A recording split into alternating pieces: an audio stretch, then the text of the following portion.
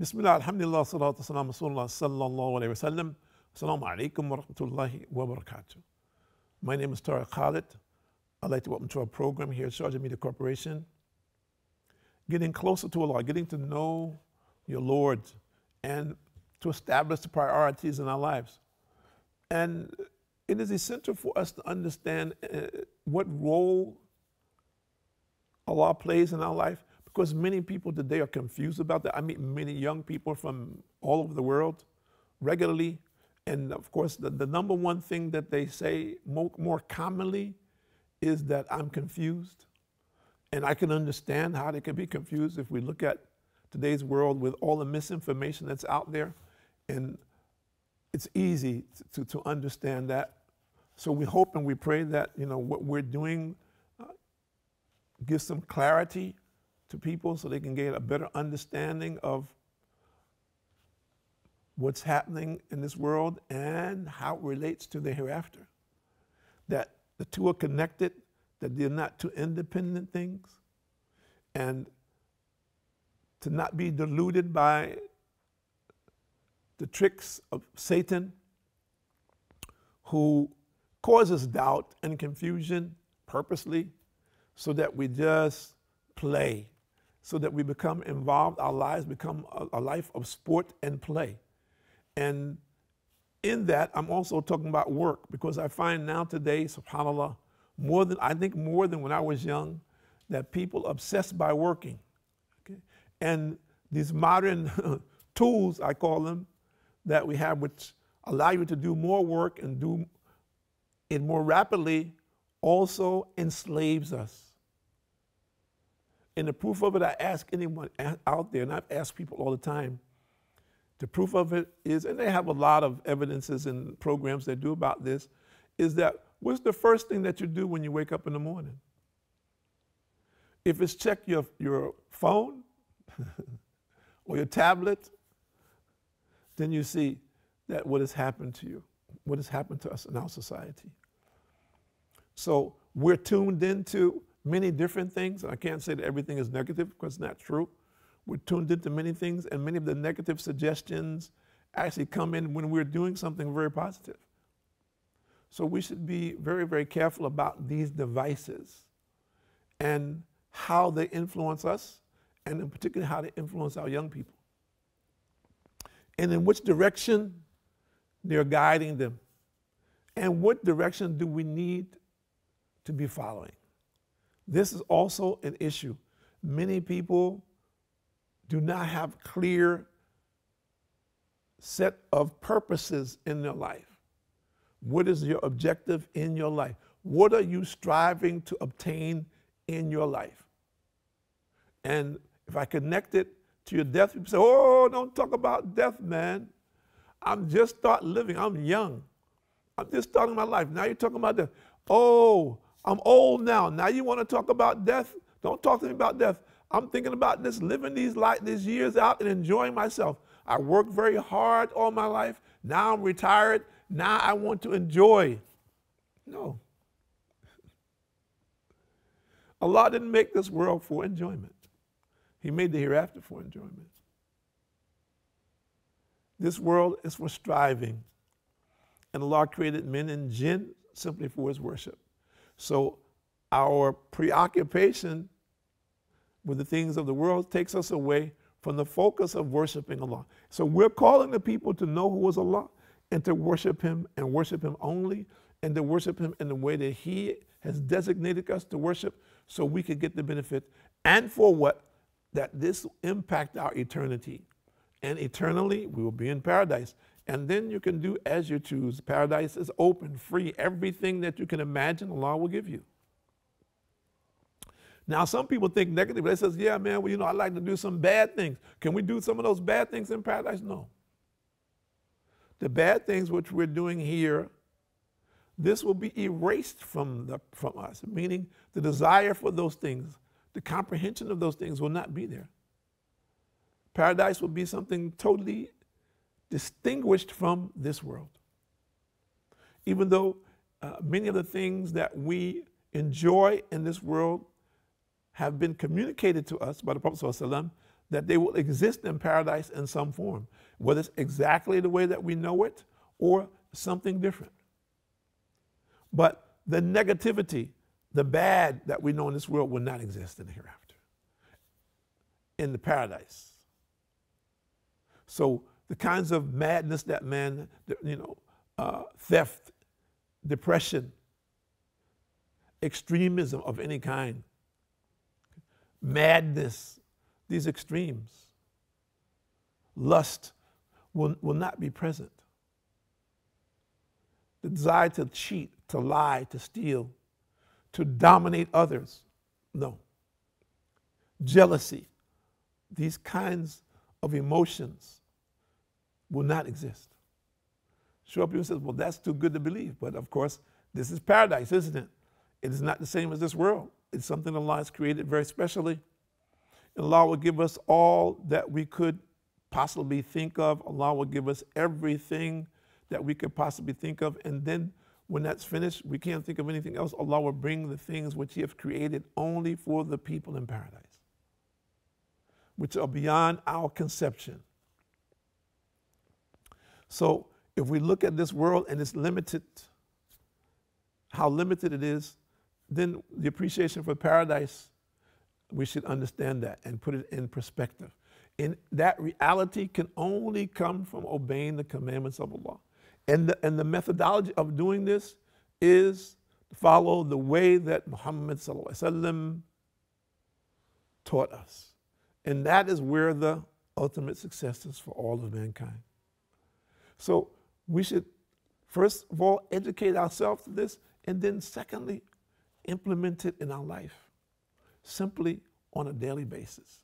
Now somebody says, oh yeah, brother, I believe in peace and I believe in love, and I believe that everyone has I respect other people's rights.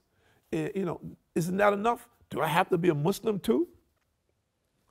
I don't steal, I don't lie, I don't cheat, I don't abuse other people. I'm not jealous of what other people have. I'm happy with my life. Isn't that enough? I'm a good person. I cannot deny the fact that these are very good qualities, without question. But I ask you this question: if you're an engineer, or you're a doctor, or you're a pilot, or you're an IT person, will that get you the job? Don't you have other qualifications that you need? Don't you have to be able to follow other procedures? And if you don't follow those procedures based on whatever guidelines there may be in your particular profession, will you stay employed? Okay, even if you say, I'm self-employed, I have my own business, will you be able to keep your customers if you do not supply their needs the way that they want them to be taken care of? Of course not. So similarly, if we talk about paradise, which Allah has created, do we think paradise is cheap? Do we think that we can gain paradise by hook or by crook? Are we that naive?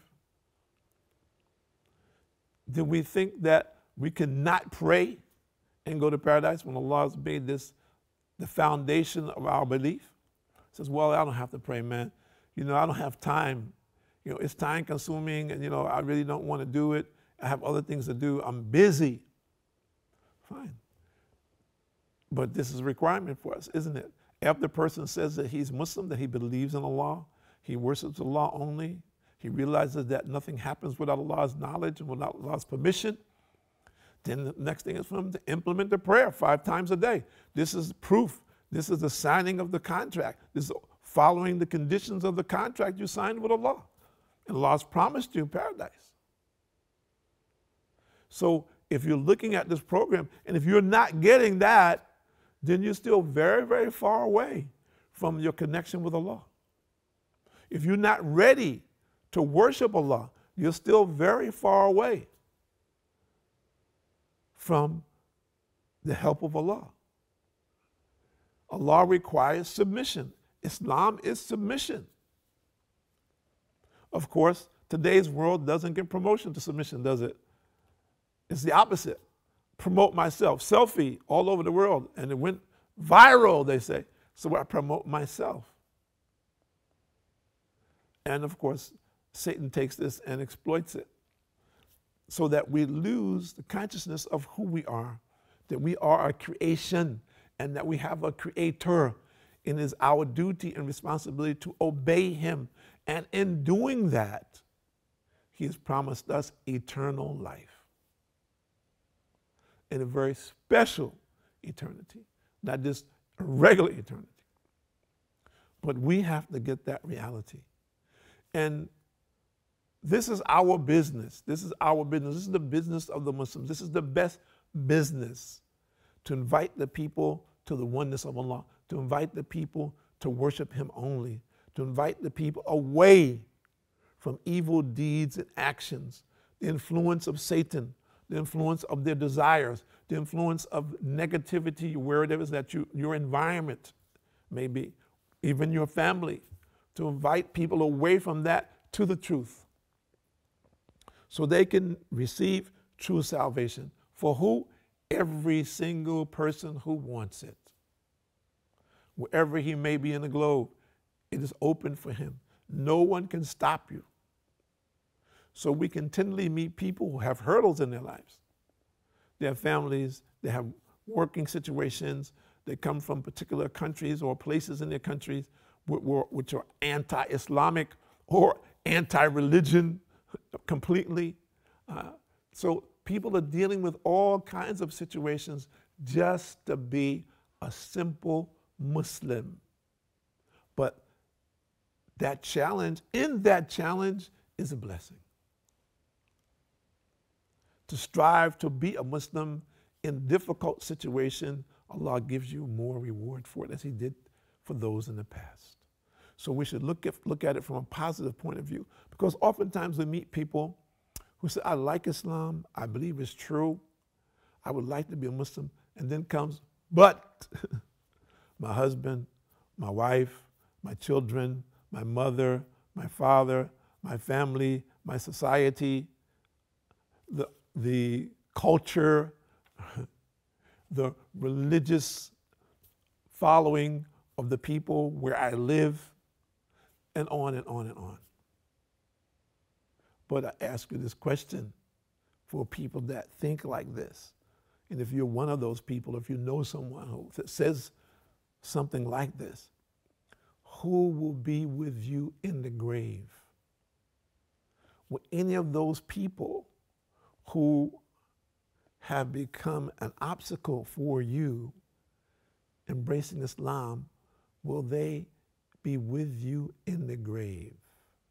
Do they have any relationship to you in your death? And all of us need to think about that. Whatever condition that we're in today, how is it going to impact us when we die?